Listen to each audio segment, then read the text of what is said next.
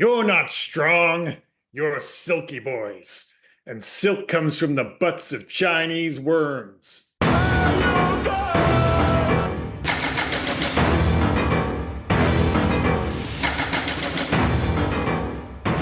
Liam, he's Rob, and welcome to the Hey Guys podcast. This week, we are looking back at one of the strangest, but undoubtedly one of the most likable sequels of 90s cinema.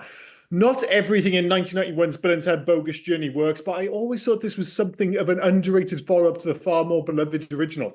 If nothing else, Peter Hewitt's Bogus Journey certainly takes a lot of big swings. None bigger, of course, than making a major chunk of this movie an homage to Ingmar Bergman's 1957 surrealist Swedish horror, The Seventh Seal. As I read that out, it sounds insane. And we're not just talking about a nod to The Seventh Seal. A big part of this film is just The Seventh Seal. At its core, this movie is kind of like an homage to Terminator 2, which came out the same year. But it's not as obvious as the Ingmar Bergman stuff. Like it doesn't take the plot so much well, it does take some of the plot from Seventh Seal, I suppose. But it's homaging Star Trek, it's homaging the Terminator, but it's also homaging the Seventh Seal. What an odd movie this is. Yeah, it's a very odd movie, and it's so different to its predecessor. Like completely different. They thought, oh, we've gone in time. We could have done it. And I think, in fact, is something along the lines of the sequel originally was going to be like they've got an English paper to do, so they go through Catcher in the Rye and find out who wrote that, blah blah blah, yada yada yada. But they just then decided, no. What we'll do is we'll kill him.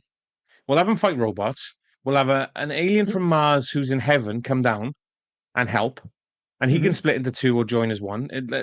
By the way, yeah, the dude from the Seventh Seal who plays chess, he's in it.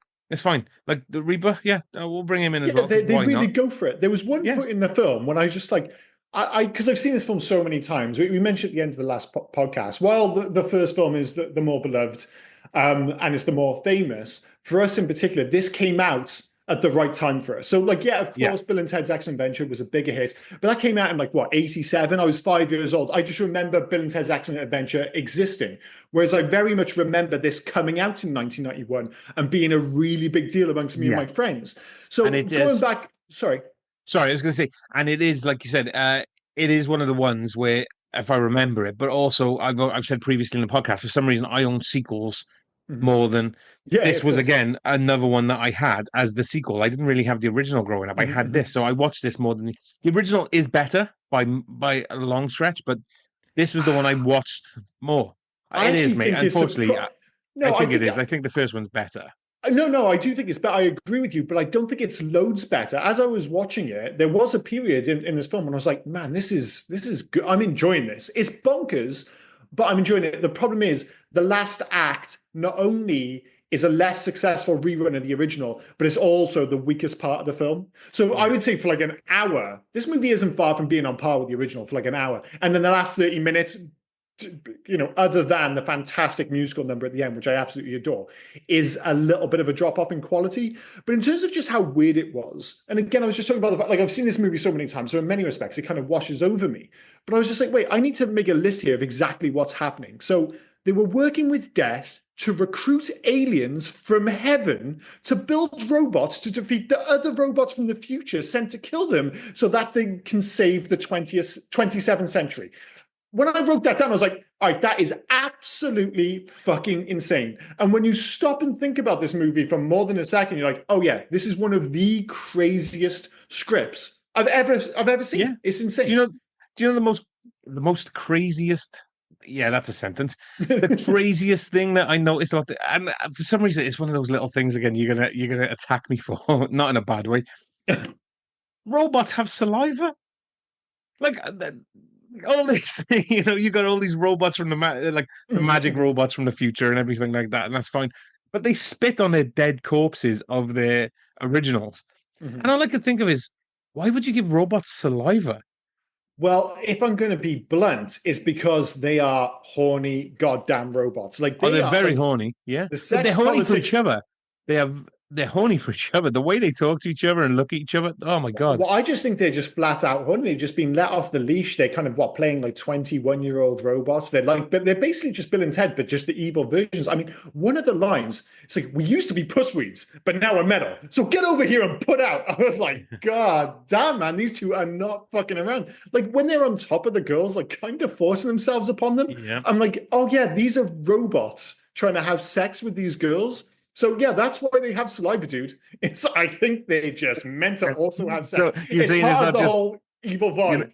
you're saying it's not just saliva. They've been pumped with bodily fluids. Like it's I think all in they've there. been pumped with body. I just think Yeah. they're that evil, and you know they're legit evil. Like they kind of prove their credentials early doors when they're coming down in the time machine, the phone box. Which, by the way, is that the only time machine that exists? Like Denominus? What the hell's his name? Denominus? God, I've got that all wrong. Denominus. Denominus. It's Denominus. basically Ed. It's Ed Solomon, one of the writers, backwards. Yeah. Oh, yeah, fantastic. Well, Yeah. when he decides, oh, I'm going to go back to the past to kind of kill Bill and Ted and his ridiculously overcomplicated plan, um, he goes to Rufus's class because he has to steal the time machine. So Yeah. what? The only time machine is this phone box from like 1987. That's absolutely bananas. Well, it wasn't. But that's the thing. Is in the first one, it wasn't a phone box originally. It was just No, it like wasn't. some moldable thing that they turned into a phone box because it was going back to 87. Yeah. But it didn't need to be a phone box in this one. They've already known it was a time machine. Like, no, sorry, it did need to be a phone box when it came to 87, but it didn't need Mhm. to be a phone box when Rufus Yeah, showed yeah. up and brought. And sorry, was changing the subject because, of course, when Rufus shows up with the time machine at the beginning with the phone box, and he brings out like Bach and what was his name, Jim? What was his name? Sorry, Jim Martin of Faith No More.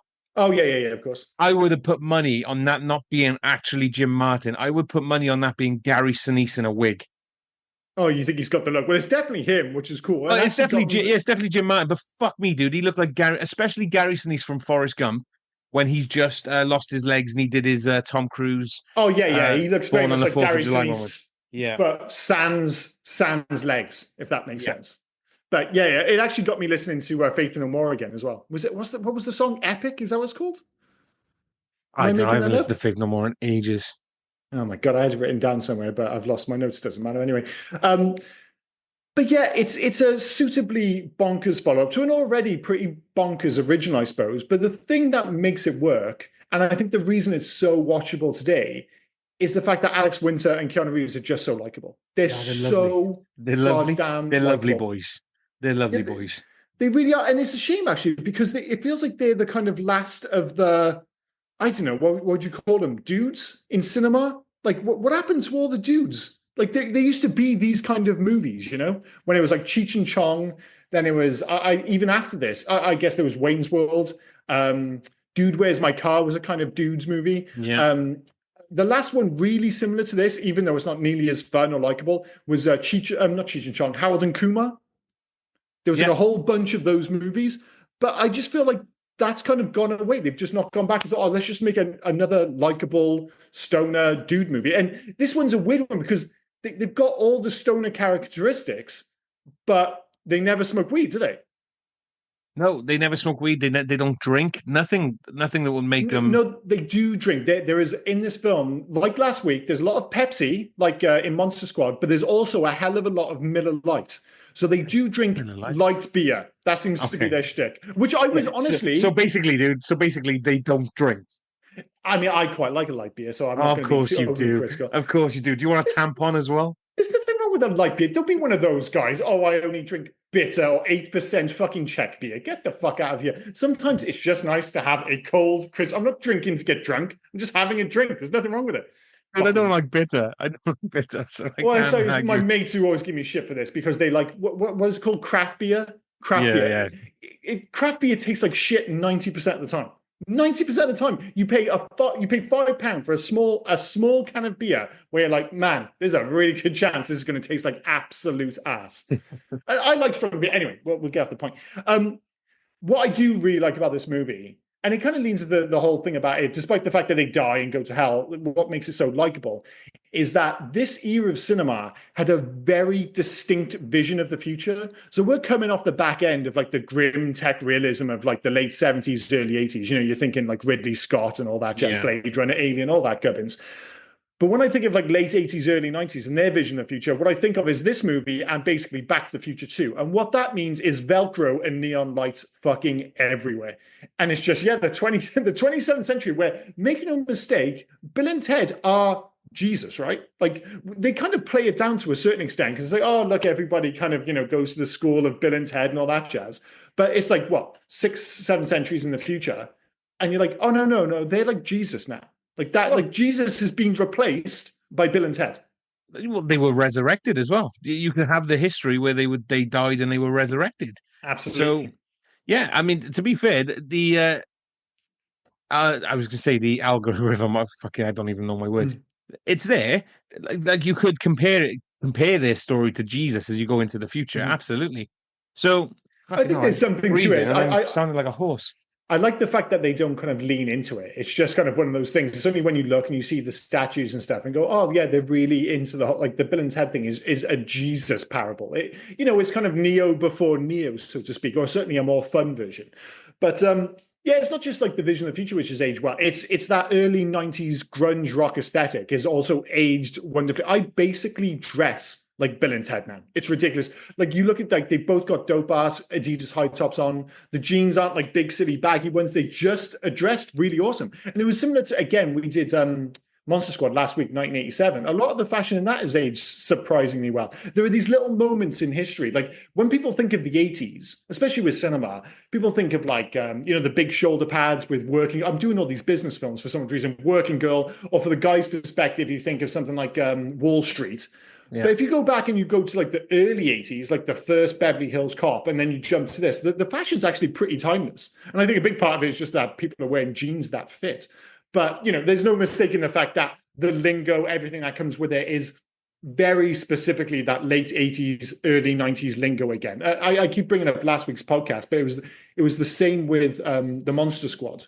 You watch that film and they're saying those things which you associate with, like, it was like a 5-year period, which kind of culminated in like Teenage Mutant Ninja Turtles, where those terms quickly became kind of like a bit of a joke. But I think kind of like fashion or these other things, we're so far removed from it now that the language that they use, dude, bogus and all that is actually quite charming in a weird way. It's certainly nostalgic, if nothing else. Yeah.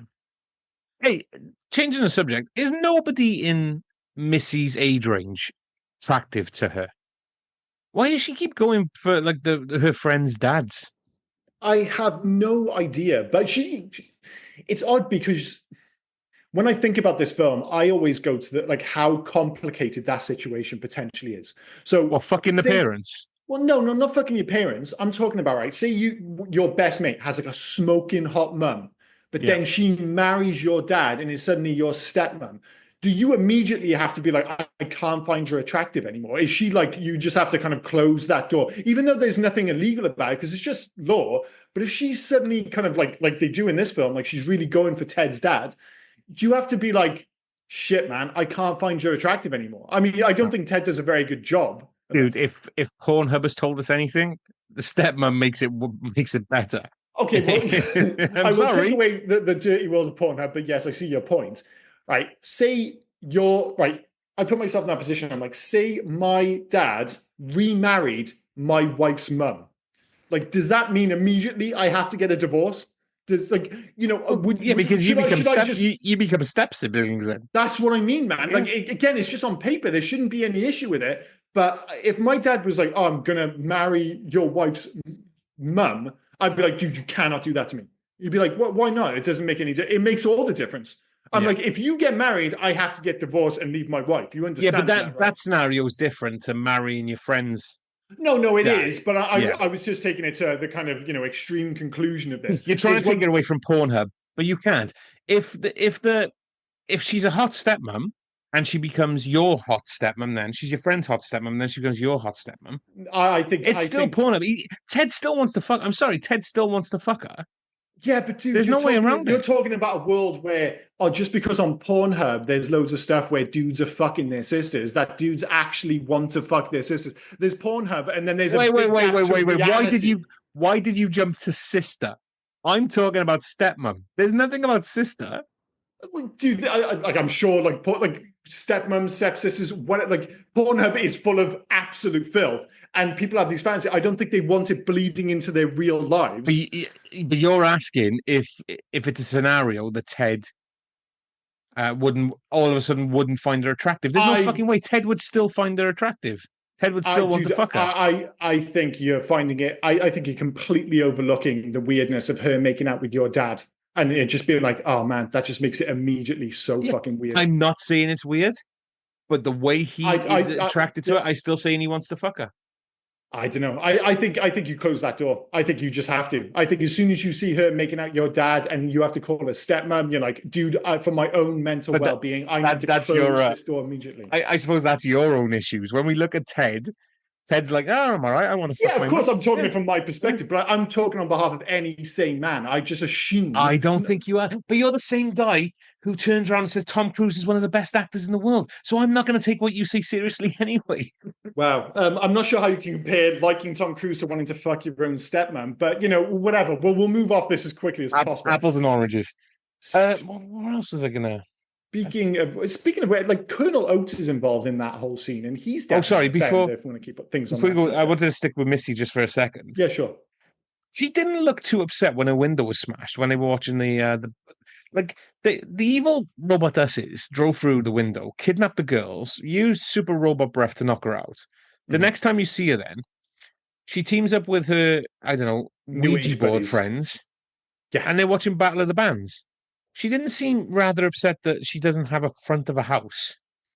yeah. She seemed pretty chill about everything. It's weird because she actually plays a pretty big role in the movie because she's the one who actually sends Bill and Ted to hell.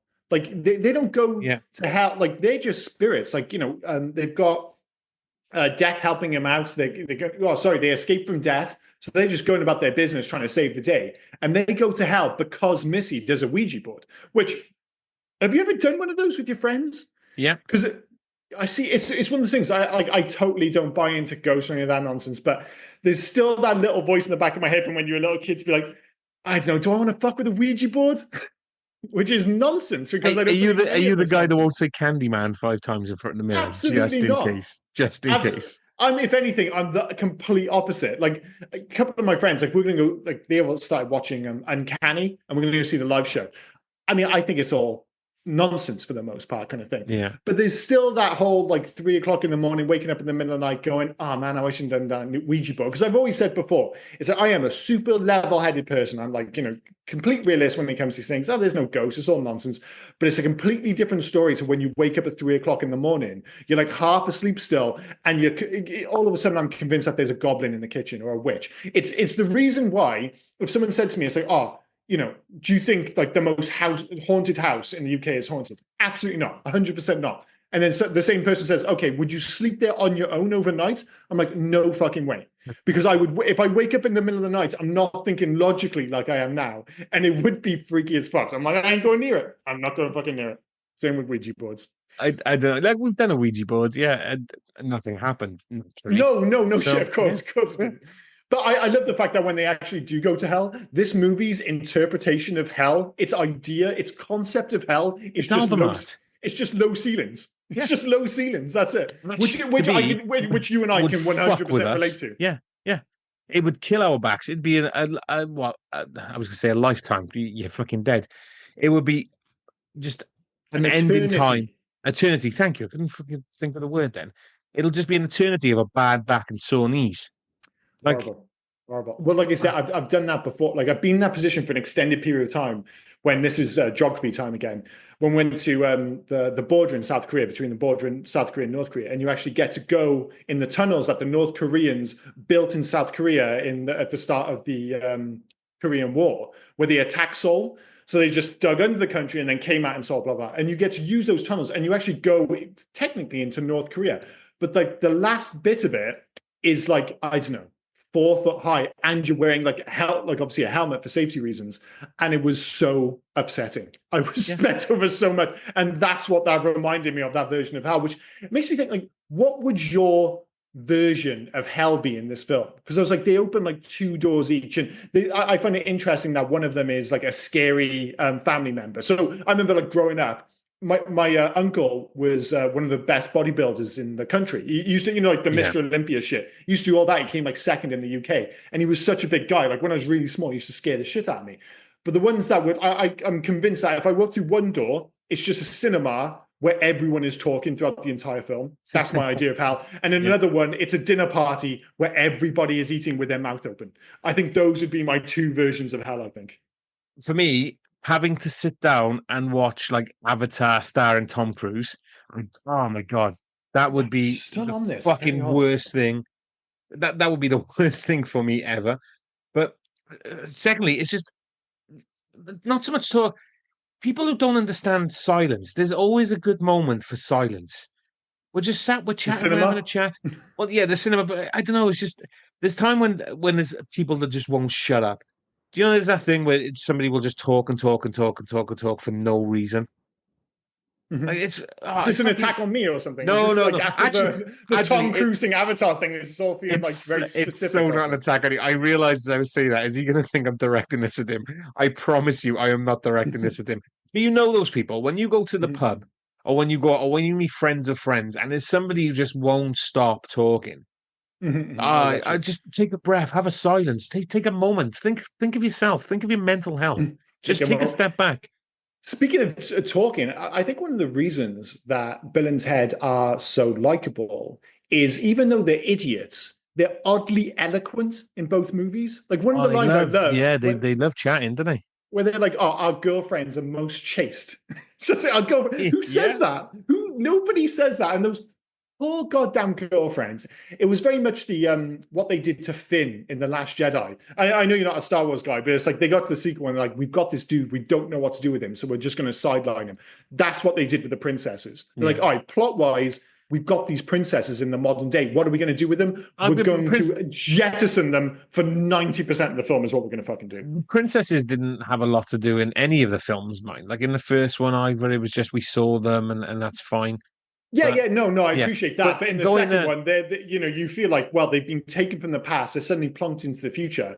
It's like, well, there's like an interesting plot point. But the director, Peter Hewitt, is it?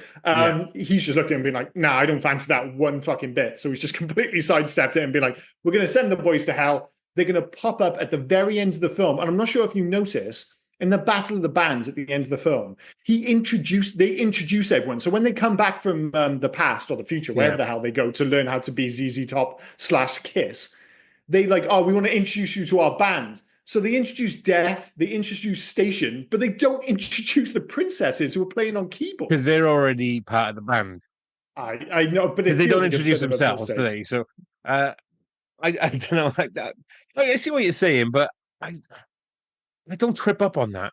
Going back to what you said about the way they speak, I don't have it here. I was looking to see if I could find it, but I didn't put it in my notes. When they talk to God, it's so lovely. When they're giving him kudos on the world and like, oh, thanks for all this. We also love your other planets like Mars and Uranus. Like, just so sure. I actually, one of those things, like, certain things you watch when you're younger that went over your head. I was trying to decide if the whole Seven Seal thing went over my head, because I certainly hadn't seen it when I was fucking like 9 years old. I've seen it since, but I certainly hadn't seen it then. But I wonder if like the iconography of that film is so famous that I had an idea what it was. But even if I didn't, like, if you say Seven Seal to most people, if they have any kind of concept of what the film is, they think of, the hero playing Death at chess. That's what everyone remembers. So I wonder if that perhaps didn't go over my head. The poison reference, however, in that sequence definitely went over my head. I think it was this time I was just like, oh, those are poison lyrics. Yeah. He's like, every rose has its thorn. Yeah. And then Death just says the same thing because you can't think of anything. I was like, oh yeah, poison lyrics. Completely forgot about that. Just like a cowboy sings a sad song. Two things I forgot. I forgot Pangria is in this film. That's literally where I wanted to go. Oh, sorry. I literally wanted to go to Pangria because she's Miss Wardrobe, or as I grew up for some reason calling her Miss Wardrobe. understandable. but Yeah. still, yeah. And again, I never really, until this viewing, I never really put two and two together. Like the stupid excuse she gives is why she's going to give him a chance because obviously Mhm. it ends up being Rufus. I forgot about that as well. I forgot about But that. she's talking to him. She's going, "You guys are awful. The girls can play, but you guys are awful." And they're going, "Yeah, we noticed that too. Girls mature faster than boys." But she turns around and she takes a nice deep breath and she goes, "Oh, since you guys do work for pretzels and cheese, I'm going to give you a chance." Like, Yeah, what it's the odd, fuck right? does that mean? What does that mean? And again, even watching this for the umpteenth time, it just went over my head. And at the end, when she revealed herself to be Rufus, somehow I'd forgotten about it. I was like, oh yeah, she's Rufus. Of course, that's why they got a position in Battle of the Bands. But I think again, it speaks to the whole point that this film is so preoccupied with being mental that if it gets for anything to really matter, which is strange when you consider that they die in this film and have to make their way Yeah, back to life. And as I said, when you read out the plot, it gets more and more ludicrous. But not only that, it sounds high stakes. This whole thing about saving the future, Terminators, robots from the future trying to kill you, aliens from heaven, all this bonkers stuff. But it's all so low key that at the end, when they finally do get to Battle of the Bands, it doesn't matter. Somehow it doesn't feel as important as them passing their school report in the first film. Like yeah, it's really weird because in that film they never lose track of what they're trying to achieve, whereas in this there's so many things that happen that by the time you get back from heaven you're like, oh yeah, they're supposed to be going to Battle of the Bands, and I just don't really give a shit. And I think again, one of my big problems is that I don't like. I think this film takes a major drop off from the moment they go to heaven. That's my least favorite part. I don't know. Like I like the heaven thing. I mean, everyone dressed in white and they're all. And I thought lilac it for was some good. reason. Yeah, and then you've got the only alien in heaven turns out to be the guy you need, but that's absolutely fine. That's You're going heaven, I back to guess. Battle of the Bands. I always pictured it being bigger than it was as well. Mm-hmm. Like the way whenever I remember that the battle at the end and the final song, the kisses God gave rock and roll to you. Love that track. Love Yeah, it. me too. It's like they're in a massive auditorium. But Mm-hmm. if you look at it from different angles, they're on a tiny stage and the crowd is like literally right in front of them. A proper battle of the bands would Yeah, be. yeah, It yeah. wouldn't be massive. No, And no. I always made it like the grandeur more than it was. And when I I watched it think this what time, adds the grandeur is the TV cameras. It's oh Denomnos yeah. coming in at the But end. then So he does the suddenly whole this, "it's to the yeah, world." Yeah, yeah, I know what you mean though, because that's the last thing you see. You think of it as being this huge thing, but the reality is the actual Battle of Bands is just this local thing. Although Primus are there in fairness, they're a relatively famous band. Um, but it suddenly gets, it's that interesting thing. If you stop and think of it, it's actually Denominus that leads to them becoming famous and becoming the people that they are, because there's no reason that's going to happen. There's no sign that's going to happen yeah. until Denominus puts them in front of the world and they're forced into this position when they have to learn how to play music quickly. And that sequence is absolutely amazing. It fills my heart with joy. That last sequence, that last high five, is one of my favorite high fives in movie history, full stop. With the music playing, I have to get over the fact that it makes no sense that they're playing the music, nobody's actually singing. No, but the song is coming, and also they have the guitar solo before it goes into "God Yeah, gave yeah. rock and roll to you," and that guitar solo is different. It's nothing to do with Kiss. I had his name written down. Sorry, it's Steve something or other. I Mm-hmm. got it in fact, so I'll do it Oh, again we'll in get to that. fact. It's fine. But it's but he was actually the. Do you remember Crossroads? Yeah, yeah, I'm on Crossroads with Ralph Kara- Macchio. yeah, Yeah, Karate Kid with a guitar. yeah, yeah, yeah. Yeah, That is basically the film. Yeah, I'll give that. yeah. Well, the dude at the end of that who battles him, Mm-hmm. that's the guy who did the guitar solo for this film. Well, it's a dope. They just kind of flashed it up a little bit, but that song works so perfect. And I know Oh there was yeah, actually a bit of a fuss about that song at the time because there was this idea that Kiss had gone like overly mainstream and stuff. I was never like this big, massive Kiss fan. And actually, growing up, I used to love this song, but I didn't know it was by Kiss. I just knew yeah. it as the It was Bill the and Bill and Ted Ted one. song. Yeah, Yeah, it's and like if I wanted to listen, like people now are just like, oh, well, obviously you just put it on Spotify. I remember holding up, like we would rent this movie from the video store, and then I would have a tape player. I'd hold it next to the TV, and I'd do the whole play and record thing, and I'd record the song and all the the sound effects from the movie onto the tape. basically the only thing you're recording though is the chorus. Yeah, It's yeah, just a lot of 100%. God gave rock and roll and like one or two verses. When I found this song later on in life, and I realized it was longer. I was like, fucking hell. But I love that. But it's it's the Kiss era of them without makeup. If you watch the Mhm. music video, it's so odd It because is none of them weird, are yeah. in makeup. They're all like in, I don't know, standing on water. Again, Jesus allegory Mhm. allegory. They're all stood on water, just talking and stuff, and or singing, should I say? But it's a fucking fantastic song. It is, and it kind of makes up for what is a slightly clumsy denouement up until that point, I think. But like I said, even though I'm not crazy about the finale, as I said, for like an hour, this film is like absolutely amazing. If I, ignore the fact that the girls get like, they get pushed aside, and the fact that they drive off in a car to their own apartment. Who the fuck is organizing the paperwork for these girls who are from what 13th century England or whatever it is? Oh, Or Rufus is sorting Rufus. them out with passports and everything. In the future, it's probably easy to just get passports and everything. He's sorting them out with Yeah, everything. he must have sorted it all out. Do you know? But all the stuff with the sorry, Karen. Do you know when they were ghosts Mhm. and they possessed Ted's dad and their like deputy chief, the guy who sat in the Oh, the corner and sergeant. yeah, What's his name? The sweaty guy from Total Recall. Roy there you go. Brocksmith. Roy Yeah, Brocksmith. Deputy James, or as you call him, yeah, Ray Brocksmith. I had a look at Ray Brocksmith. Thank you for this because Is it Roy or Ray? I think Roy, it's Roy. Roy, yeah. Roy, yeah. Oh, sorry, my mouse was in the way of his name. Sorry, Norris. I wanted to ask. I want to play known for.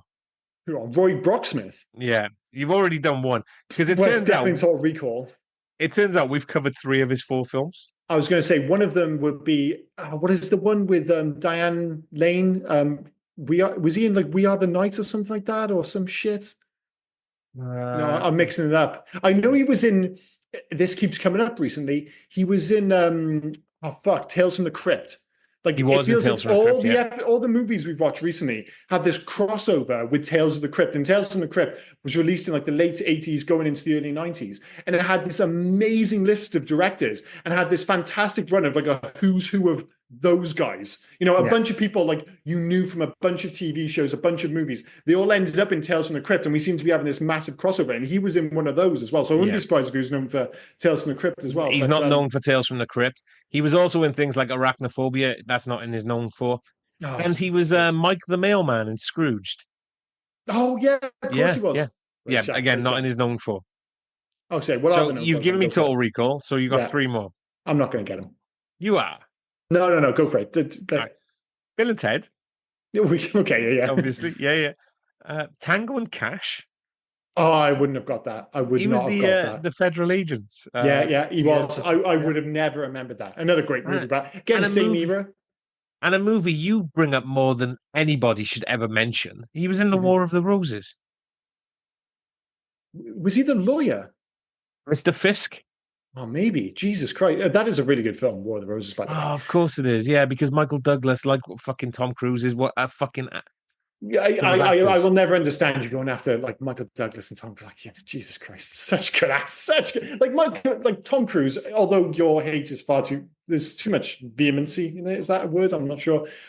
Michael Douglas going after him seems bizarre. Such a good actor. But anyway, I just think he's a boring actor. But yeah, but Ray Brocksmith, mate. Yeah, the War of the Roses, Total Recall, Bill and Ted, and Tango and Cash. it's weird. Like for all these roles, though, he'll always just be the guy who shows up and has that famous bead of sweat in Total Recall. That's just Yeah. always what I think of. Although in this, he looks very uncomfortable. I don't know who gave him that suit. They shouldn't have given him that suit. Like he's carrying a bit of timber, but no problem at all. But when he's sitting there in the room, there's something about his like lower crotch area which just freaks me out aesthetically. I don't know what it is. They shouldn't have given him a donut as well at the same No, time. they shouldn't have we've given him a we've given donut. you a really tight suit. You look really Yeah. uncomfortable. He looks You are. super uncomfortable. Eat a donut so we can just mock you. Oh, God, Yeah, for it's God's not sake. it's not the best. Yeah.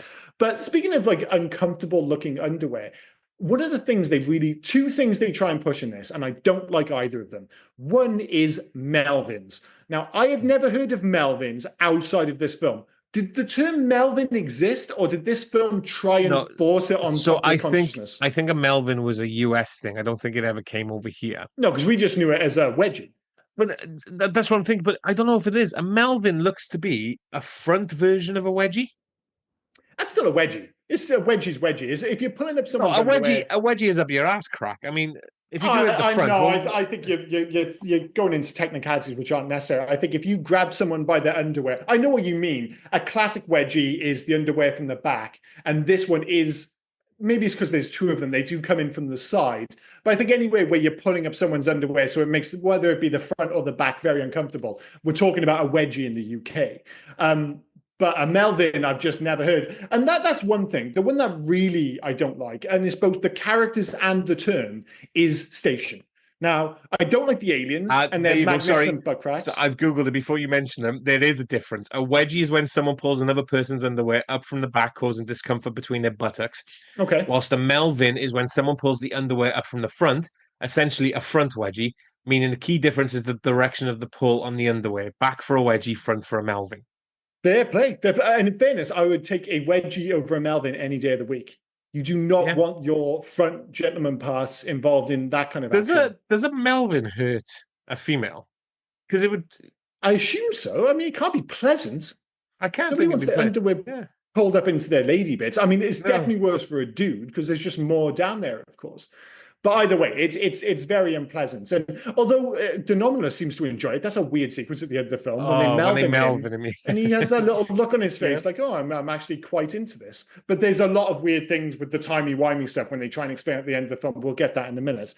So they die. They go to heaven, hell. Wait, actually, before that, they have the whole thing with death. So the seven seal thing, I think, is dealt with absolutely fantastically. So 45 minutes in, William Sadler shows up as Death and almost steals the film. As great as Alec Winter and Keanu Reeves are in this film, William Sadler is almost as good. Another dude, he was in the first episode of Tales from the Crypt again. And he was also in the Tales from the Crypt Demon movie Knight. we did. Yeah, he was in Demon Knight, yeah. He's awesome in Demon Knight. Dude, what a fucking film that is. If you haven't watched or listened to our podcast, Demon Knight, we covered that, I don't know, probably like 40 podcasts ago. It's totally worth digging out. And if you get a chance to watch the film, I would argue it's, what's his name? Plays the bad guy. Listen to your friends, Billy Zane. I had to go to Zoolander and do the quote from that to get to his name. But Billy Zane absolutely knocks out the park. Him and William Sadler absolutely slay it in that film. But he shows up 45 minutes in as Death, and he's so good that they felt the need to bring him back for the third film, which we'll get to eventually. Which actually, if we have to. I know. It's a bit of a shame. I love his rap as well. Can you remember his rap at the end of this? Yeah, I love his rap. The way he said, the way he does it. Was it? You may be a. I said I knew it. You may be a king or a little street sweeper, but sooner or later you dance with the Reaper. I like that. And then he says, "Get down with your bad self." And it's just one of those moments which makes my toes curl a little bit. I just think it's a bit lame, but I know what you mean. It is quite charming and it is memorable in some way. But he's awesome. Like the whole sequence where they're playing Cluedo and fucking the electric football. I think there might actually be a name for it, but the little one where the players kind of shake around and stuff. It's such a great take on the Seventh Seal. And then the bit when they go to hell, I think is actually really imaginative and in many respects a really unique take on hell. I love the fact that when Bill and Ted show up and the devil's there, he's like 100 foot tall and they're just totally chill about it. They like, if anything, they're more chill about meeting the devil than they are about meeting God. They meet both God and the devil on the same day. And in both cases, they're just so chill about it. They're just like, oh, yeah, just water off a duck's back. Absolutely fantastic. I mean, they didn't really seem too upset that they died. Yeah, they got that super quick. So, yeah, they were all right. We've said Station quite a few times, right? Did you? I hate the term. Yeah, so you hate... So, Station is the name of the alien. But they also use... They tend to use it as like a noun, a verb, an adjective, everything in this film. Yeah. And I was looking up. So it was actually a typo. Oh, really? So they had a deleted scene in the police station, and somehow the word station was just left dangling. Mm-hmm. And what one of the writers said was, we were so crazily punch drunk, we started saying station, station in a tiny Martian voice, and just decided to throw it in whenever we could. I mean, so... It doesn't work. In fairness, I mean, it's not a big deal. It's like one of those just weird things, which even as a kid, like I said, it doesn't help that I don't like the aliens. I don't like the design of them. I don't think they're cute. I don't like the fact that they run together. And I don't know if they're doing a direct homage of The Fly when they kind of turn into like a blob on the floor and then turn into a larger version just to do some like work in the back of the van. Oh, what I do love about why they need to do that.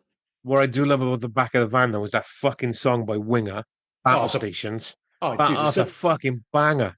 this movie has got an amazing soundtrack. The score is fine. The soundtrack is absolutely amazing. It helps, of course, that the music of 1991 was largely fucking awesome.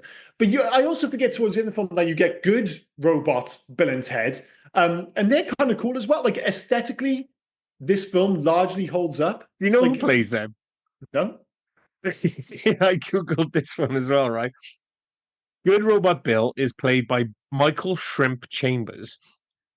Good Robot Ted is played by Bruno Taco Falcon. Amazing names. Yeah. So I was looking at it, right? So Michael Shrimp Chambers, whose name actually Michael Boogaloo Shrimp Chambers. Oh my fuck, that's even better than Shrimp. Boogaloo is an American dancer and actor known for his role as Turbo in the 1984 film Breakin' and its sequel Breakin' 2 Electric Boogaloo. Wow, there's a film we need to cover on this podcast. Electric Boogaloo for sure. We definitely got to do, I would do two over one, I think. You do 2 over 1, really? I think so. Just because of the name. the dance battle at the end, halfway through, where they go to have a fight. And they end up doing some weird breakdancing battle on the cars. It's insane. We've said so many times on this podcast, the answer to so many questions is cocaine. The answer to that movie and its follow-up sequel is definitely cocaine. It was like, what was the one with Bruce Leroy and Shonuff, the Shogun of Harlem? The Last Dragon, is it? The Last Dragon. Yeah. How the fuck we haven't done The Last Dragon? I don't know why. Whenever I think of those movies, I just throw The Last Dragon in there as well. They feel like they all kind of came from the same cocaine binge for some reason. But we certainly need to cover some of those on the podcast. But like you said, the ending, once it comes together, once you forget about the plot not really work, it works on paper, but like you said, it doesn't matter, despite the fact that it feels like it should. You just, like I said, running back the first film a little bit less successfully. It does, however, save the day with that amazing musical number, which we've already mentioned, and one of the great elite post-credit sequences. The fact that it literally sets up the future in the credits, like it does a great job of telling the story of the next 20 years of their lives, of them ending up playing on Mars and everything. I love even some of just like the minor details where Death wins the Indy 500 and it's just got a little quote underneath. I didn't know I could run that fast. I had a question for that. Why is Death still out there? I don't know. Doesn't he have a job to do? Yeah, that's what I was going to think. Like Death should be working. I always think about it because I've always thought if death is a real thing, it's working 24/7. So you see it as the Sandman version of Death. I was just going to bring up the Sandman version as well. Morpheus' sister, like that to me, because she can be everywhere and all at once and look how you want her to look. Yeah. That's how I kind of envision this. Like their version of Death is, so to use a term they use about heaven in this film, atypical, is because they've seen the Seventh Seal. And that's their idea of hell. It's the same reason that, you get that great Star Trek homage. They're watching the 1960s TV show, and then next thing you know, they're at the location. I think that is a nod to how much their world is dictated by what they see on TV and their limited range of knowledge.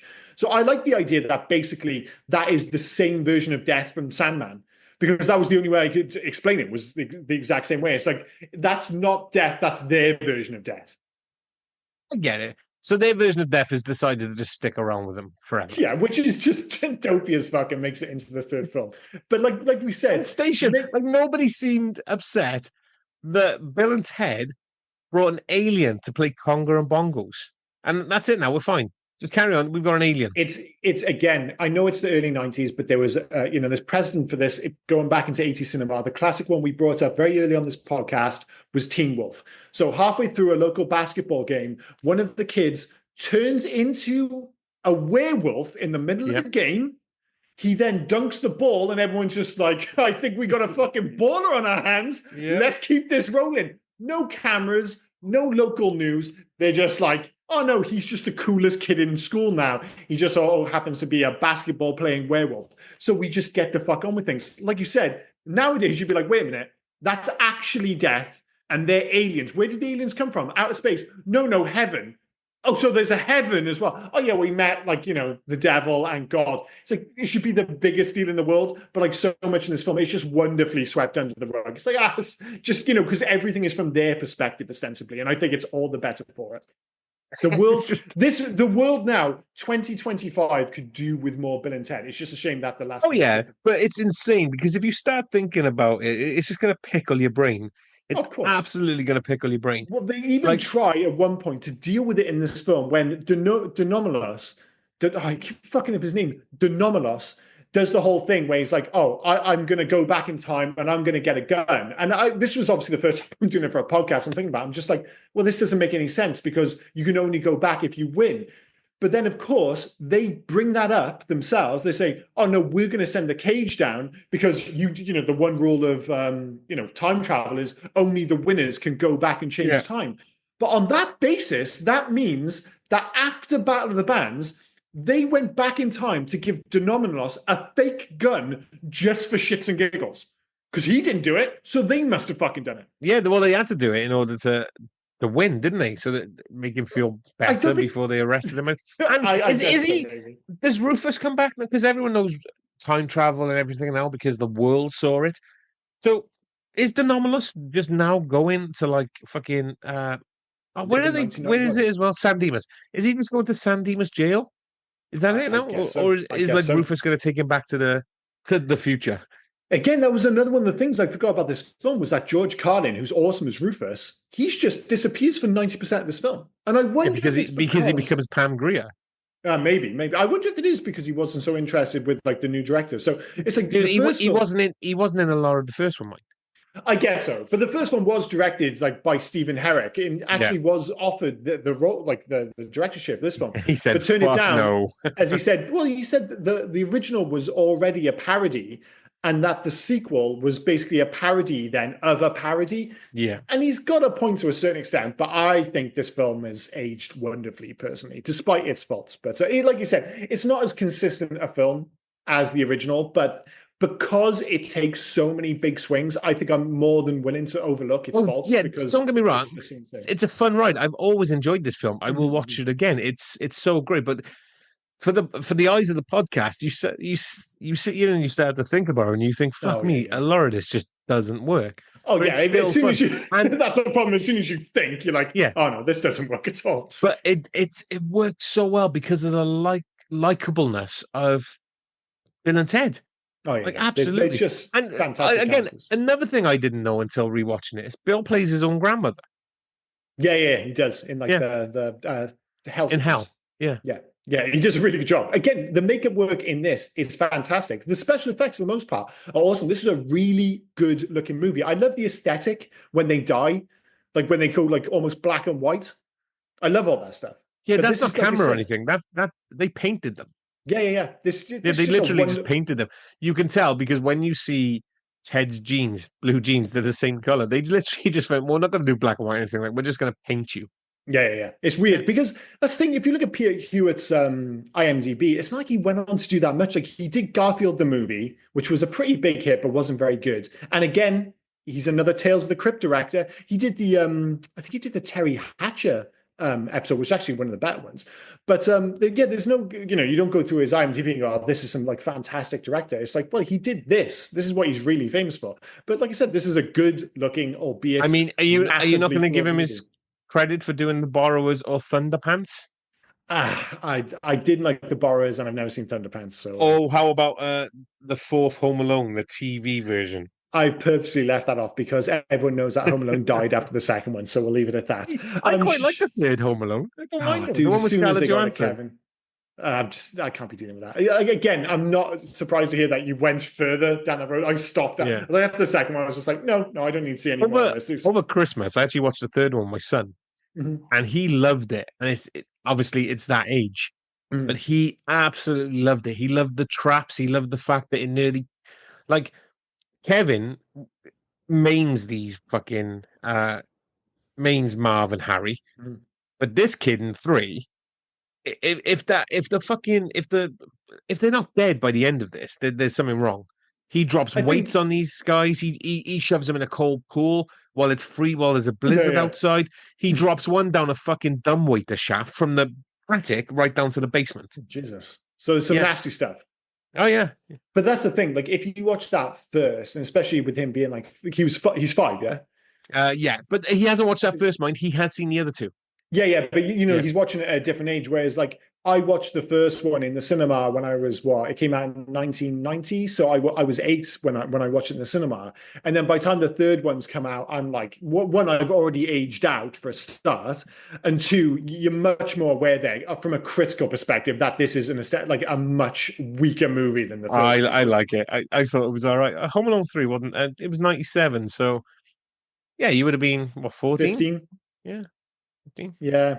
I had zero interest in seeing it when I was 15. I'll say that much. Should we move on to favorite scene?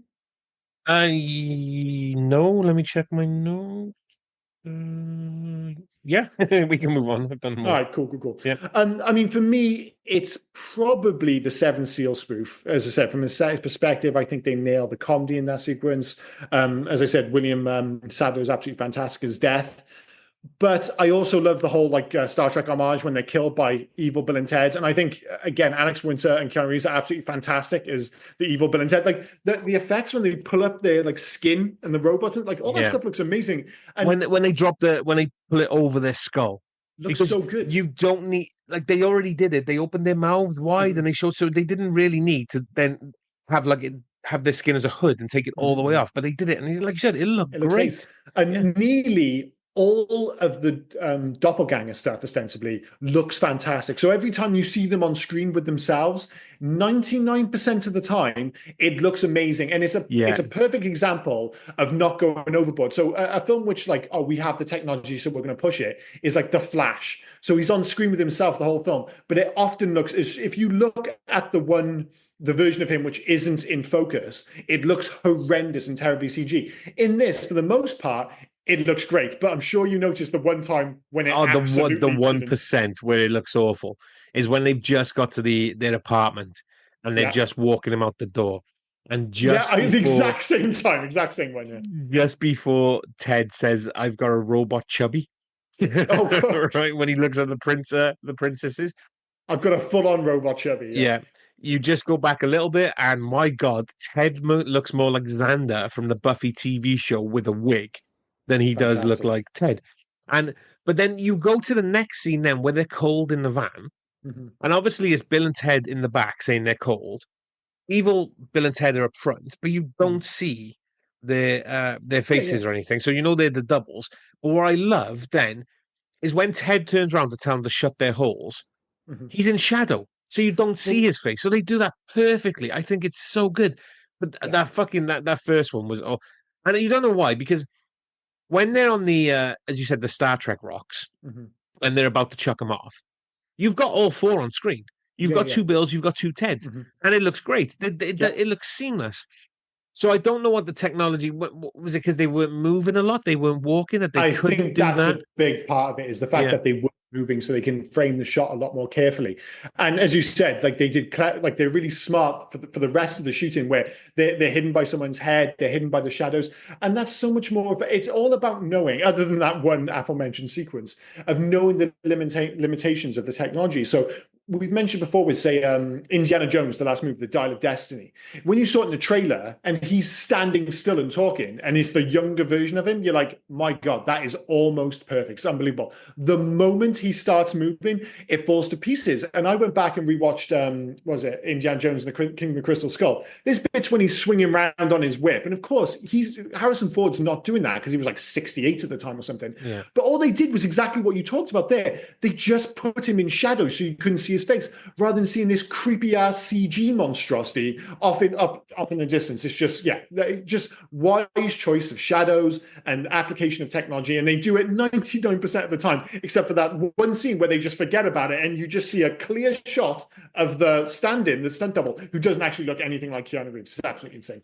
But yeah, sorry to go back to that original point. I'm probably going to say the Seven Seal spoof, although I did mention it, that high five at the end of the film with God Gave Rock and Roll to You. Honestly, I sit there with a fucking smile on my face. And that's what this film is really all about when it's at its best. Mine is the end scene. Is the end. You said you didn't like it. I love the ending.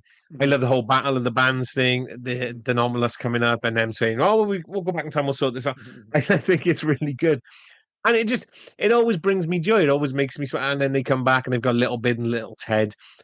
and then they Oh do gosh, the yeah. songs, and then they have this speech. We've been to the future. We've been to the past. Like everything of that. I think it's Oh, the great. best It's time is just now. The best place to yeah. be is and all that. Yeah, I really. No, just be It's clear. so When sorry. she It's gets to so that last bit, I uplifting. love it. It's so uplifting. It's just it's a great fucking time. I really enjoy it every time I watch it. And then when Mhm. they get into the guitar solo and then the So song, great. I swear, I even like the Reaper rap. I like the introduction of Station. I like like their backup dancers being the good robot us's. And that makes me laugh all the way through. We've got the evil robot us's and the good robot us's. It's like fucking, of Yeah, and course it the is. design wise, they're very The different. Bill and Ted are just the stupidest people in the world. But like, but it's great. I I mean, have such a good time with it. I do have my issues with the ending of this film, like the last act in general. But the moment that the music kicks in, I mean, I am 100% on board. Like you said, joyous is the only term to describe it, Yeah. which is something which at its best is what Bill and Ted really is. In terms of loves and hates, for me, my loves, number one, Alex Winter and Keanu are one of cinema's most likable duos. I don't think that's any exaggeration. Number two, the premise is wonderfully batshit insane, but they kind of pull it off, which is amazing. And three, the fact that it's sent up a black and white Ingmar Bergman movie from the 50s is genuinely unbelievable. That is such a big part of this film. But like I said, it's a movie of big swings, but that's the biggest of the bunch. For me, Bill and Ted, Alex Winter and Keanu Reeves, I think they're great together. I always wish they would have done more, but Yeah, not more Bill and Ted stuff, just more together. They were so good together. I I think could have gone for more great. Bill and Ted. I could have gone for Oh yeah. Bill and Ted 94, Bill and Ted 97, but hey ho. I think what would have helped is if this was done a bit sooner. So if this was released in 87, maybe you then had it as 89, and then you had Oh, like instead of you have a 91. third one. Yeah, by 91 you have a third Bill and Ted, so Maybe, yeah. you've got the train going. But I think they're fucking fantastic together. You barely see him, but I still love George Carlin as Rufus. I think Yeah, he's he's great. great. Yeah, like some of the things he's like when he's introduced, he is well into it, isn't he? He's so into the wild stallions. Yeah, yeah, totally. Yeah. No, he's from the 27th century. Everyone is, apparently. It's like saying you're banging to Jesus. It's like, yeah, pretty much. You made me go off track now. I think Rufus is great, and I gotta say, I as much as they're not on screen, the princesses are hot. I guess they're kind of hot, but I can't get over the fact that they're completely sidelined, which is fine. Which brings me into my hates, actually. So Sorry, number, but sorry, oh, that wasn't my sorry. third. That was just the Oh, I tip. do apologize. Sorry, sorry. I just wanted to say, talking, but I love the special effects of the evil robot that is. I Yeah, think yeah, it yeah. was so good. It's so good for 1991. Mhm. The animatronics or the animation, however they did it, I think is fantastic. The goods robot asses look cool as well. Again, I think they've just like I know it's all just pots and pans on top of like, but it looks cool. Like they genuinely look like robots that were made in the back of the van. Yeah, But yeah, the stuff that they do for the evil robot asses is fantastic. yeah, that's my three. So yeah, number one, I mentioned earlier, Station and his ass, both the use of like trying to describe things as Station or just being Station. Not a fan. Sidelining the princesses and Rufus, I could have done with a bit more of both of those. And three, the ending feels like a run back of the first movie without the established stakes, despite the fact that the stakes are there. But like you said, I just didn't really care. It just kind of happens. Still fun, but the stakes definitely feel diminished. And it just felt like all of a sudden I'm comparing it directly with the original film, and it's coming up short there. So those are my hates. For me, Joss Ackland as Dean Anomalous. Just didn't see the point in him. Yeah, I he's know quite it good. sets it all up, but no, I wasn't a huge fan of him. I think you can Uh, make the argument that he's perhaps not in it. Like they kind of establish him as like this big bad, and then he just disappears for nearly all the yeah, film. And again, because it's so bonkers, once he shows up at the end, you're like, oh yeah, the anomalous. Like, do I really care about this? I love the fact that his book is called like The Greatest Man Who Ever Lived or whatever it was, which is sadly beyond parody nowadays for obvious reasons. But yeah, he disappears for perhaps a bit too long.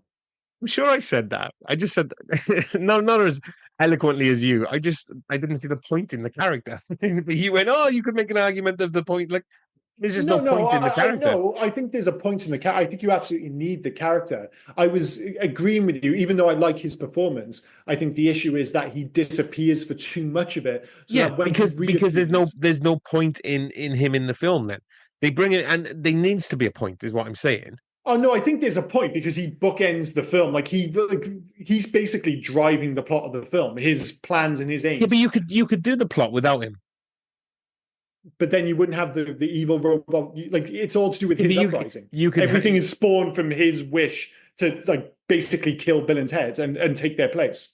I don't know. I just it needed to be more. There needed to be more threat coming from him than just bookended. It just Oh seemed no, no, no! I particularly agree. That's what I mean. ridiculous. I agree with the idea that you needed more of him, but like he was essential to the plot in so much that he's driving it. But I agree that he disappears, so he becomes less relevant. Like by the end, it's like, oh yeah, him.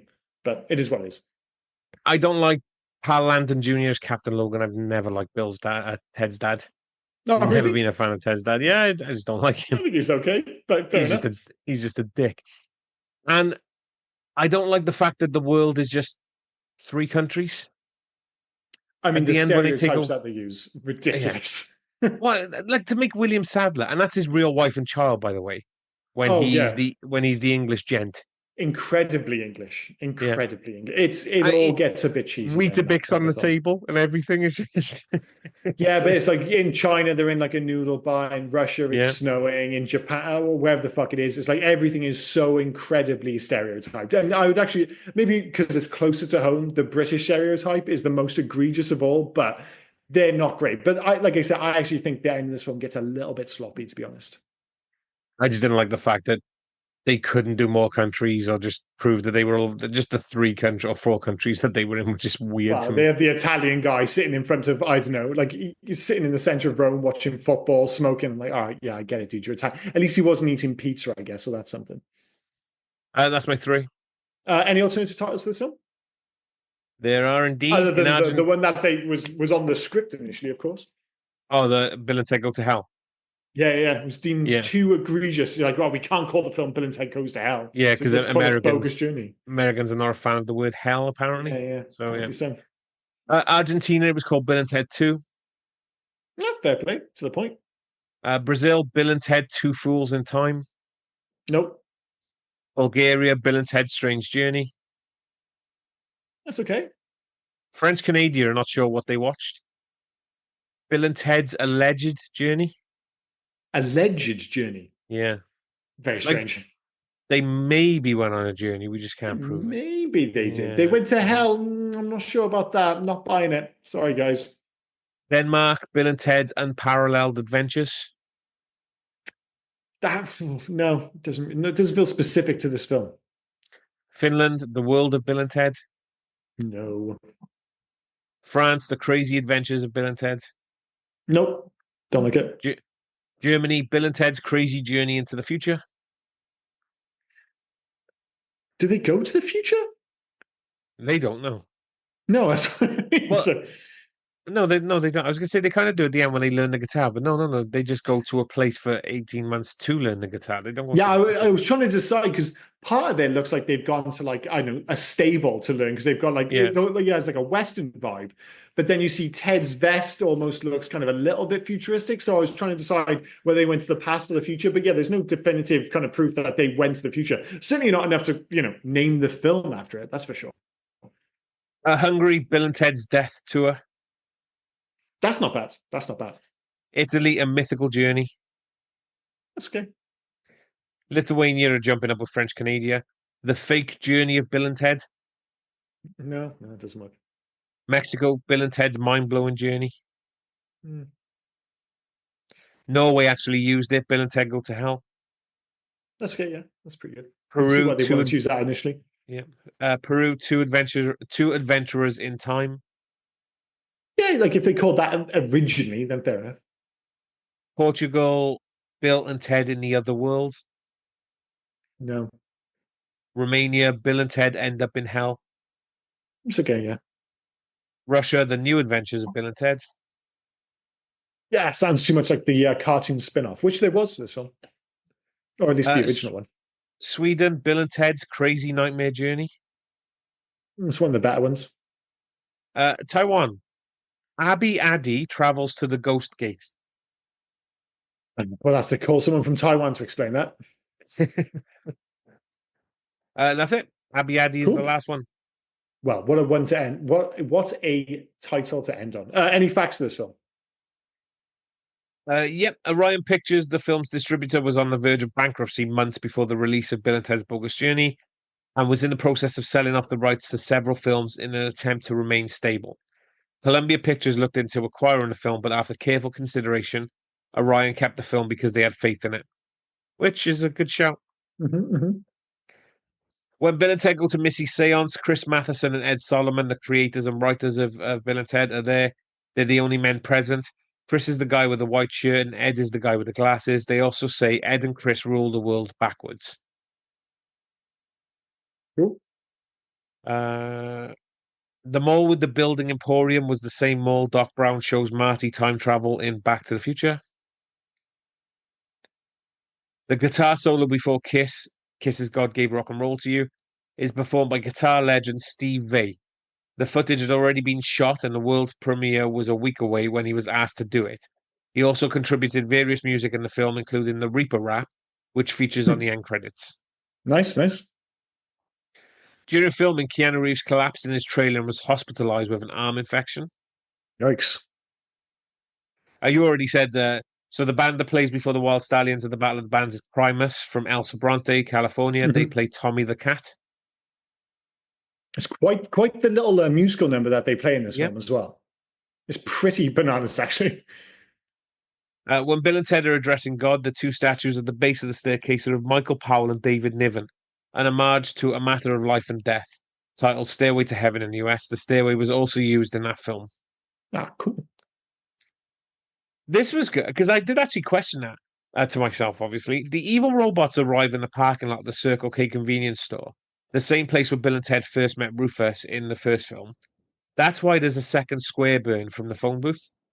Because when they shot off, there was a set, so it's landed in the exact same place. Ah, that's cool. And actually, one of the things I forgot to mention was when I was younger, I thought that hook guitar that Rufus uses to like attach onto the time machine was the coolest thing in the world. I mean, just being like, that's the coolest guitar in the world. It's not even a guitar, it's just a hook, which he happens to have in his classroom, sure, but it just looked amazing. According to the fourth draft of the script, one of the guys from the future was going to be played by Tom Petty, whom Rufus calls Sir Thomas Petty. That's pretty cool. In an early draft of the script, Rufus was the villain. I actually wouldn't mind that. That's an interesting one. Yeah. Josh Ackland said in a Radio Times interview that he only did this project because of a bet between him and a family member. Well, what else have we got here? There are worse bets to lose, that's for sure. Josh Ackland admitted in an interview with the BBC that he regretted being in the film. Oh, really? Yep. And this movie has a unique claim to fame. The only movie ever made that has both the Grim Reaper and the Easter Bunny in it. There you go. And if ever there was a reason to want to be in this film, although it's weird with this film in terms of its legacy, because I think initially it wasn't wonderfully received. It didn't do nearly as much at the box office as the original film, and it had more pressure on it for the reasons you've already mentioned, the fact that there was more money pumped into it and it was seen as this potentially big franchise going forward. But I do think time has been kind to this, and I do think it's been largely reappraised. I think it's just one of those films that, yes, it's like we've already mentioned numerous times, for all its faults, it's still one of those movies that takes such a wonderfully big swing, which I think is much more celebrated now when it's looked back at, that's for sure. Yeah. Last one for me then. It was released exactly 1 week after Point Break, also starring Keanu Reeves. Not as good as Point Break. That is no criticism of Bill and Ted's Bogus Journey. That is just a celebration of just how fucking amazing Point Break is, which, of course, we covered on this podcast if you fancy giving it a listen. In terms of Hugs to the Future, so this is where we ask the question, remake, sequel, Let It Die, Leave Well Alone. Well, on the one hand, I would take another sequel because it's Bill and Ted. However, there was a sequel and it wasn't great. I so wanted to love the third film, and it was just too late. It was too late. It was just. I didn't like the tone felt off. I didn't love the direction. The aesthetic wasn't there. I was just, like I said, in the build-up, I couldn't have been happier that they were making a third Bill and Ted film. It's just more Bill and Ted. Sure, I love that in my life. And then I watched it and I was just like, oh no. I tell you, Keanu just didn't look right. I tell you who did look right was Alex Winter. Alex Winter is aged like a goddamn, suitably for somebody in The Lost Boys, he's aged like a goddamn vampire. we all know now Keanu Reeves with facial hair. So as Yes, soon as Keanu Reeves shaved, it looked wrong. Keanu it's Reeves so back in the 80s and 90s without facial hair, great, that's of fine. But course, yeah, yeah, yeah. yeah, late noughts, late teens, early 20s, Keanu Reeves needs facial hair. So when he starts shaving it off, it just looks Yeah, wrong. it just there was something about it which didn't Yeah. look right. But you'd say that about the whole film, other than Alex Winter, who looked fantastic in that film, was brilliant in it. The whole film was just slightly off. It's not a travesty of a film or anything like that. It's not terrible. It's just not very good. No, It's they easy. did. Basically there's a clear trajectory. Sadly, each film has just got a little bit worse than the one before. Didn't they really didn't have a decent idea for it, but they decided, oh no, Bill and Ted's gonna we get to do a Bill and Ted one, so we're just gonna throw ideas in. And I don't think it's stuck, to be fair. I wasn't a huge fan of it. To change the whole Bill and Ted, the ones that save the world, to no, it's actually a Preston and a Bill S. Preston and Ted and a Logan, a Preston and a Logan. It doesn't have to be Mhm. Bill and Ted. Yeah. So no, I wasn't It really just into it. feels like forcing it. It was kind of like Yeah. again another Keanu Reeves film when they went back and did Matrix Resurrections, and at the end it's like, oh, it's actually Trinity and stuff like that. It's just like, it feels like you're kind of forcing it a little bit. Again, it has that air of a sequel which didn't really need to happen. Like the whole point of this film, and especially again with the end credits, is that it kind of wraps up the story. It's like, Thank you. yeah, You've literally just jumped on mine. Uh, Leave it well alone because the end credits kind of just end it for us anyway. They yeah. save the world. They unite the world. We've already seen it. They did the concert in space. That's all fine. Like Mhm. the way the end credits just ended everything for you. You didn't need a sequel, at least one that not 30 years later. So Yeah, and I can't see it being said. Like when I think about like, going back and having another crack because the last belated sequel didn't work out again to bring it back to Indiana Jones. That was the vibe with the Great Circle, not the Great Circle. The video game was amazing actually. If you want to do anything Indiana Jones related, play the Great Circle, absolutely fantastic. But when they went back and did what the hell was the last one called? I've just got the Great Circle in my Face head of now. Music. No, no, the last Indiana Jones film. Sorry. Oh, Dial of Destiny. Dial of Destiny. It was like they went back to do Dial of Destiny because of the way that Kingdom of the Crystal Skull was poorly received, and they've ended up just fucking it even worse. Like, make no mistake, that's a worse film than Kingdom of the Crystal Skull, and that would be my concern with this. It's like, oh, maybe we can just make the Bill and Ted movie we really want to send them off with, but if you make an even worse film, then you really are burying the legacy of this film. It's like the third film isn't terrible, just leave it well alone. So yeah, I'm with you. Leave well alone. In terms of making a change, or if you could only make one change to make this movie better, as I said earlier in the podcast, I think the movie loses track of the plot at one point in the name of zaniness, to say the least. I'm not sure. It's easy for me to say that's one thing because you'd probably have to make numerous changes to make that work. But if you could kind of keep the plot a greater emphasis of the movie throughout, I think that would be the best way to improve the movie structure. For me, I don't really care about that. It's more evil robot S's. I think we just need Mhm. more of them. They were having so much fun to That's get fair like enough. just in that apartment and stuff like that.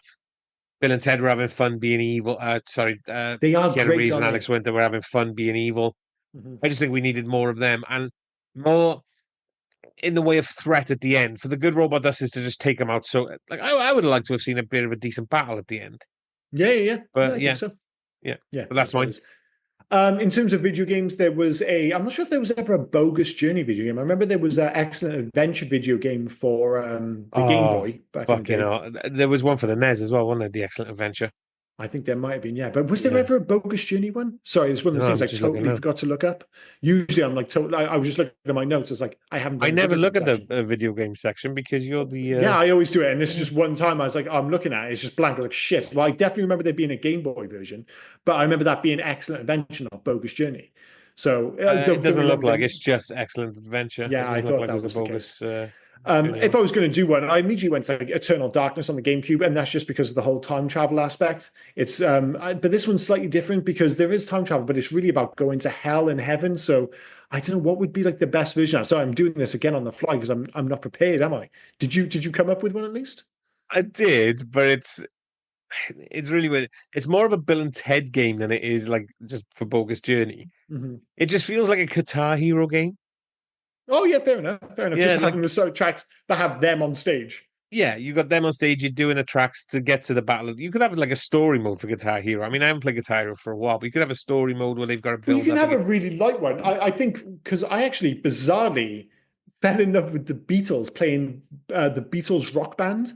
Yeah. So what they did, it was just rock band, and I was playing. I know it's never hardcore into Rock Band or Guitar Hero, but I would play them and I'd get up to like the medium difficulty and complete it on that, and that was fun. I could never be bothered to learn to use my pinky. Basically, Yeah. I just didn't play it enough. But I'd listened to the Beatles, but I'd never really given them the time of day. This was obviously before Spotify, where it'd be so easy. I'd have to go out and buy the Beatles albums, for instance. And I had the Beatles rock band. And what it did, even though it wasn't like a traditional narrative, it basically went through their career. So it starts with them on the Ed Sullivan show, and it's all in black and white, and then with the hair and all that jazz. So it's just a bunch of tracks, but it goes through the Beatles' history, not just in Yeah. terms of the tracks, but the aesthetic that comes with it. And I'm like, that would be a great idea for this. So it was like, you would play Bill and Ted, and you would have them playing in different so you could really go wild with this. Like there's a stage in heaven, there's a stage in hell. You could just combine the two movies and have them going back to the past and stuff like that. I think that'd be awesome, because do I want to see a narrative-based version of Bill and Ted? Not really. Do I kind of want to play a fucking, Guitar Hero version where you're like playing all these different locations using specifically the soundtrack from the first two movies? Absolutely. Sorry, You there saved the day was there, buddy. that's there was a like I said, so there was a Game Boy version of Bogus Journey. But was it called Bill and Ted's Excellent Adventure Bogus Journey or something weird Bill like and that? Ted's Excellent Game Boy Adventure Bogus Journey. hyphen a Bogus Journey. I thought there was something weird like that. Chuck the But novelist has hatched the artwork is from is Excellent Excellent Adventure. Adventure. Yeah. It's just them on the phone booth with Napoleon and all in the phone. It's literally the. But Chuck the novelist has hatched another plan to alter history in his favor. He has stolen special orbs called time fragments and scattered them all across time. Now Bill and Ted must travel across time to retrieve the time fragments to prevent the future from altering. But it won't be easy for the San Dimas duo, as the novelist has the aid of the evil robot Bill and Ted, plus he has brainwashed Death and some historical figures to stop them along the way. It Each level almost takes sounds like a place. combination of the two films, in fairness. Yeah. Each level takes place on a single screen. Players must collect scattered time fragments while jumping platforms, climbing ladders or ropes, and avoiding enemies. Because this is a Game Boy game, all sprites are very simplistic, as both Bill and Ted have almost identical game sprites. In addition, enemies are only differentiated by their actions. Fantastic. This is what we had to deal with back in the day with video games. Ridiculous. So there kind of was a Bogus Journey video game, but it's Bill and Ted's Excellent Adventure, the video game Bogus Journey, which is fucking banana. That feels like one of those like alternate movie titles where it's from like Thailand, and we've ended up with this. Yeah. It sounds like that, the video game version. Best and worst of IMDb. So I'm going to guess that there were 317 reviews for this film. You are well off. There's 190. Oh, I thought there might have been more.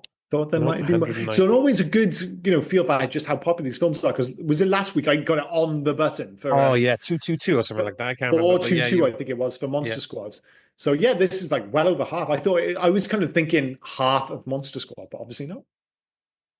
How many tens? Out of 142. 24. The way around. Yeah, well, I got the numbers right, just in the wrong order. Fair enough.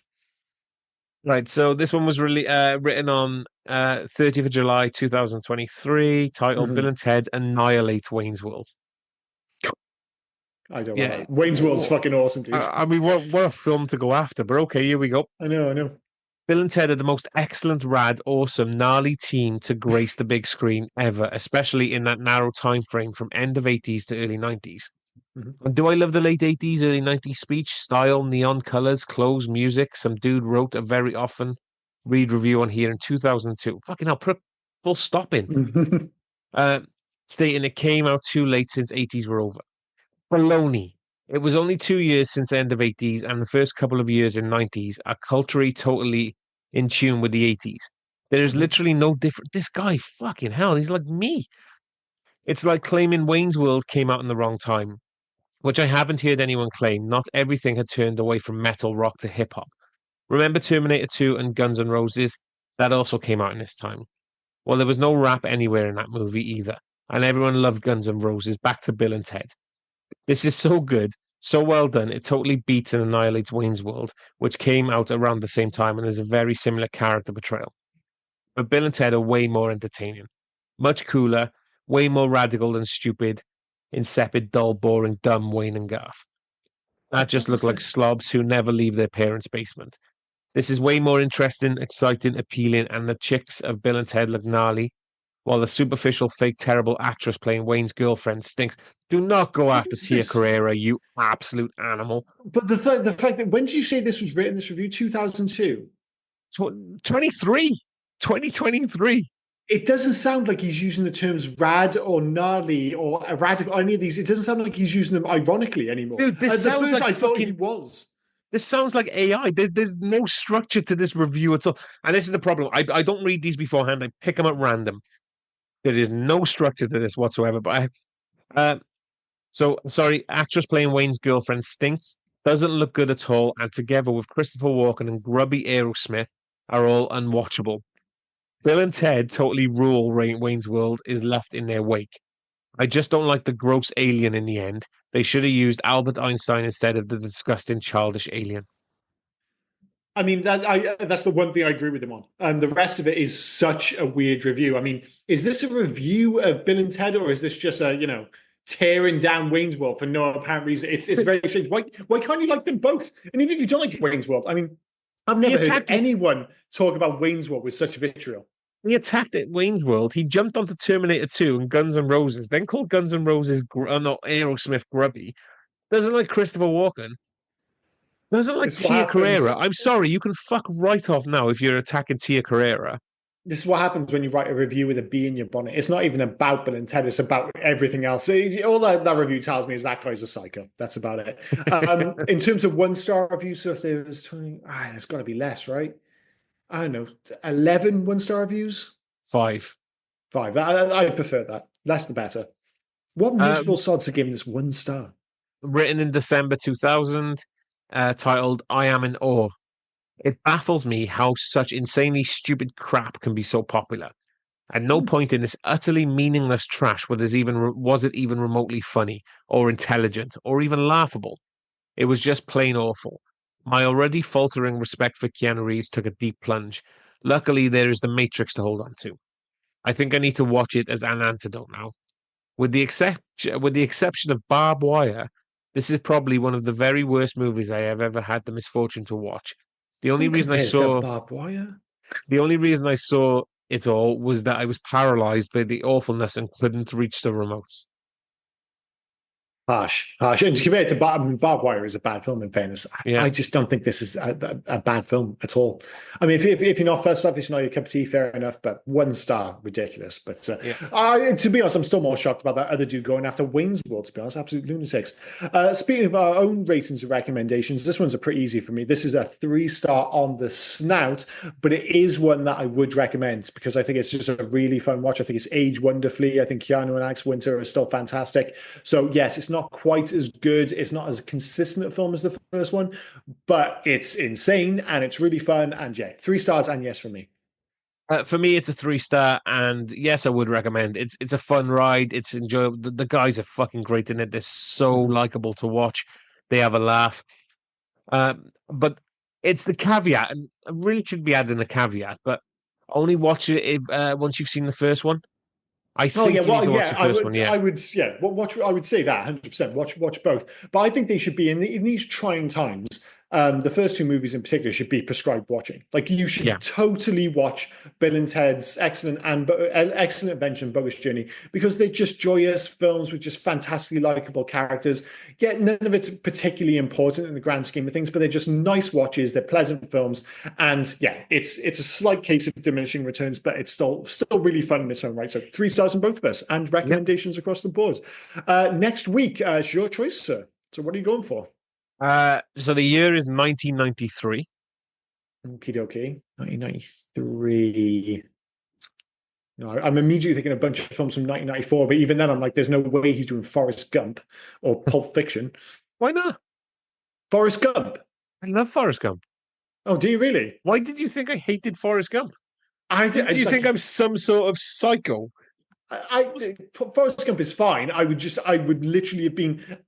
It's not like I don't know anyone. I'd be surprised actually if you said you hated Forrest Gump. Forrest Gump is going to be covered just for us to turn around and say the greatest villain in the world ever is Jenny. Yeah, Jenny's the worst. Jenny is the Yeah. worst, but it's just not one of those films. I remember, like, oh, I really want to sit down and talk about Forrest Gump. Yeah, I would like, And legitimately, I if you'd picked Forrest Gump, I would have been flabbergasted. and I like Pulp Fiction. Oh, yeah, no, the Pulp Fiction thing was because it's 94, not because Oh, it's okay, 93. sorry. Yeah, Yeah. I wouldn't be surprised by Pulp Fiction. Pulp Fiction's I thought awesome, you were but just going after me then. Like, Jesus Christ, you oh no, mentioned no, about no, no, Pulp Fiction, I would totally understand, but the yeah, Forrest Gump, I would be surprised.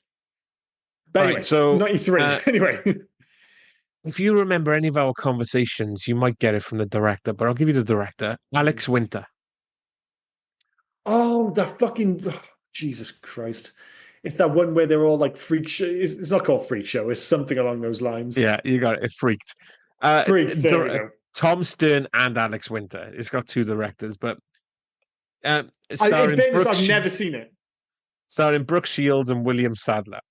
Now, Mhm. I'm going to caveat this, right? I am picking this. I haven't checked to see if we can watch it. We definitely can't get it in the UK, Okay. but it is for free on YouTube.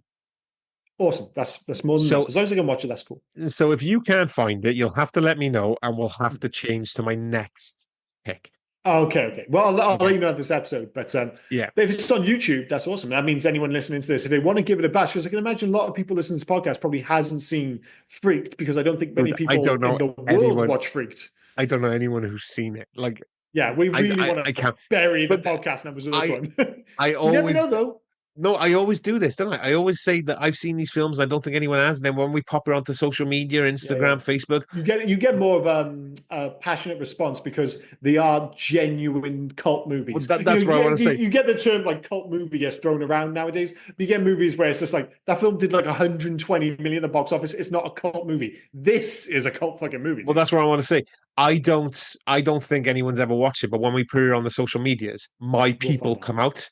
Oh My yeah, yeah. people come out They in force and go, exist. no, no, no, no, I've seen this. I like love would be a strong term for this film, I think. I bet you cash money you'll get people coming out saying they love this film. There'll be people who grew up with this film, and it's one of those things. I think it's because it's a cult movie and because it's largely disappeared, is like people are just left with their memories. So they will have watched this film when they're like 7, 8 years old, something like this, and they'll be like, "Oh fuck, I used to love this film," and they've not watched it since. So they've not smashed their rose-tinted glasses like we did with Robot Jocks a couple of weeks ago, where you Yeah. suddenly go back and watch it, and you're like, "Oh no, this might be terrible." This is going to be interesting. Will you end up smashing your rose-tinted glasses about Freaked? Who knows? I'm watching it for the first time, so it's like, is it any good? I have no idea. I Let me suspect tell it you might some. be flawed. Let me tell you some of the stars in this. Right, All right, go for it. stars. Alex Winter, obviously. Yeah, Brooke yeah. Shields, Oh, that's a star, yeah. William Sadler. He's back. I'm on board. Yeah. Yeah. Deep Roy, Mm-hmm. Mr. T, Mr. fucking T. Randy Quaid, Bobcat Goldthwait. Oh, I'm suddenly on board. I'm Yeah. suddenly on board. Should I say the brilliance of it? Like you start naming these names, and obviously the high concept premise of the movie. Do you know what it starts sounding like again? Start sounding like Tales from the Crypt again. Yeah. And that was one of the things I watched. The Monkey on Sorry, the before you do weekend. it, Oh, before sorry, you go, go for it. to, and Keanu Reeves. So sometimes I've got to try and slow you down before you change Oh, the sorry. subject. I thought you were ending with Mr. T. I No, do no, no, no. apologize. But Keanu Reeves as Ortiz the dog boy. Jesus Christ, this is going to be Yeah, interesting. yeah. But yeah, like I watched the Monkey based on a Stephen King short. On the I do want to weekend. watch that. I read the is. short. It looks good. It Yeah, I does read look the good. short. It was weird. Yeah. I ended up watching like I watched the Monkey, and I halfway through I was like, oh, I've read the short of this. Then I watched the Black Phone. I've seen that a long while ago. Yeah, a quarter of the way through, I realized it was based on a Joe Hill short novel, which I'd already read. And yeah. then I watched Creepshow. But again, we're talking all this weird. I keep bringing it back to Tales from the Crypt and Creepshow. Creepshow, I found out they did a series of that from 2019 up until 2013. Yeah. It's like another anthology. So it's very weird. Like people who aren't in the know, I guess, is that Tales from the Crypt was EC Comics based in the 50s and ended up doing a TV show based on that in the 90s. Creepshow was a movie in the 80s, which was an homage to Tales from the Crypt, the comic book. So that's why it looks so much like it. And this TV show now is an homage to that. So basically, they end up feeling very similar, but ultimately, it's all based on those original You've Tales got from to the add Crypt Tales from the Dark Side as well. those as well. They're all got a similar vibe. Yeah, because there was a film, Tales from the Dark Side. There was a movie, an anthology movie, and then you also had the TV show as well. Yeah. So this whole bunch of them, but I had no idea because I thought it was always locked behind the paywall that is Shudder. And I was like, I'm not paying for Shudder as much as I love horror. But all 4 seasons of Creepshow are now on ITVX, so they're on demand if you fancy giving them a go. And if nothing else, they're quite fun to watch for the same reason that Tales from the Crypt was fun to watch in the early 90s, in that every episode has a dude where you go, oh, I know that fucking guy. If you're listening to this podcast, you will always know a guy, a girl from these shows, kind of thing. There's always someone who pops up. So, I can't even remember what my original point was, but you need to give those a go. But no, sorry, it was the fact that the Monkey was a good film, but arguably would have worked better as like a 45-minute Tales of the Crypt episode. And I suspect Freaked might have a similar-ish vibe. I don't know. I think I think you're going to be in awe with Freaked. I hope I am. Because of the. I don't know, because of the jumps it's. I mean, yeah. So I think I said Deep Roy as well, but some of these names in this, mate, like the Bearded Lady, Worm, Dick Brain. You convinced me with the people who are starring in this film. I mean, if nothing else, I'm certainly intrigued to watch it. I just remember seeing the poster when I was younger. For some odd reason, it just never really grabbed me. So I've never seen it. As I said, I don't even think, I'm not convinced I've ever even seen like a clip of it. I just know the poster. That's it. Don't watch a clip. No. I'm going straight into the film. The trailer. Go straight into the film. Yeah, no, that's what I plan on doing. So, yeah, this is one of those like left field choices by you, but they often pay off in fairness. Not always, but they often I don't know if this one will. This might be a Nightbreed, but we'll wait and see. Do you remember? Nightbreed wasn't without its pleasure. Like, that film has a lot of issues, but I still enjoyed watching it. Do you remember Blossom, the TV show? Oh, yeah, of course. Do you remember the ex-drug older brother who became a paramedic? Yes, yeah. He's the best friend in this. It's just one of those weird casts. More and more, this just sounds like, again, like I said, Tales from the Crypt is absolutely bizarre. But I'm actually quite looking forward to watching this now. Like, again, this is one of the great things about this podcast. I would never watch Freaks, ever. I just never would have gone back, and because I have no attachment to it, I don't think even if it showed up on Netflix, I wouldn't be like, oh yeah, I fancy watching fucking Freaked. But you're kind of forcing my hand, and it's paid off in the past. So yeah, I'm willing to give it a shot. But yeah, interesting choice to say the least. Yeah. All right. So anything else before we wrap this up? No, nothing, mate. We'll end it there. Once again, as usual, we're recording on a different day than we usually do, which means I have to go make dinner before somebody attacks me. Yeah, you don't want to be kicking off the wife. All right, I've been Liam, he's been Rob, and you have been listening to the Hey Guys podcast. Cheers, guys. See you next week. Cheers, guys. Bye now. Oh, and before I forget, where can folk reach us if they were so inclined to? Well, you can actually reach us on Hey You Guys 80s at Facebook, Instagram, and on Twitter. But if you want to send us a mail, do heyyouguys80s@gmail.com. Send us in your recommendations. Send us in your thoughts about any of the episodes. Just literally talk to us. We'll have a one-sided talk with you on the podcast. Yeah. We're nice folk. Get in touch. But no, cheers, guys. Bye-bye.